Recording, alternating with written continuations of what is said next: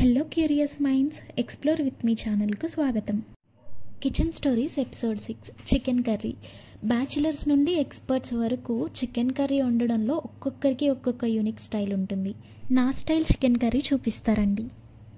నేను 1/2 kg chicken కోసం 3 పచ్చిమిరపకాయలు చీలికలుగా కట్ చేశాను. ఆనియన్స్ చిన్న చిన్న పీసెస్గా కట్ చేసుకొని స్టవ్ మీద పెట్టి ఆయిల్ వేసి వేయిస్తున్నాను.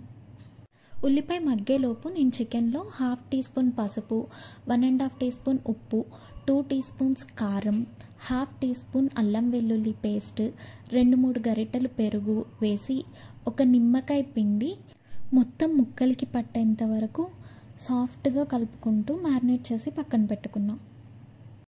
ఆనియన్స్ మగ్గిన తర్వాత 1/2 టీ స్పూన్ అల్లం వెల్లుల్లిపాయ పేస్ట్ వేసి ఒక 2 మినిట్స్ ఫ్రై చేసుకోవాలి. ఇప్పుడు మనం మ్యారినేట్ చేసి పెట్టుకున్న చికెన్ పీసెస్ని యాడ్ చేసుకోవాలి. ఒక్క 2 నిమిషాలు మీడియం ఫ్లేమ్ మీద కలుపుతూ ముక్కల్ని మగ్గనివ్వండి. ఇప్పుడు కుక్కర్ మూత పెట్టేసి మీడియం ఫ్లేమ్ మీదే 1 విజిల్ వచ్చేంత వరకు వెయిట్ చేయండి. 1 విజిల్ వచ్చేసరికి చికెన్ పీసెస్ మెత్తగా ఉడికిపోతాయి.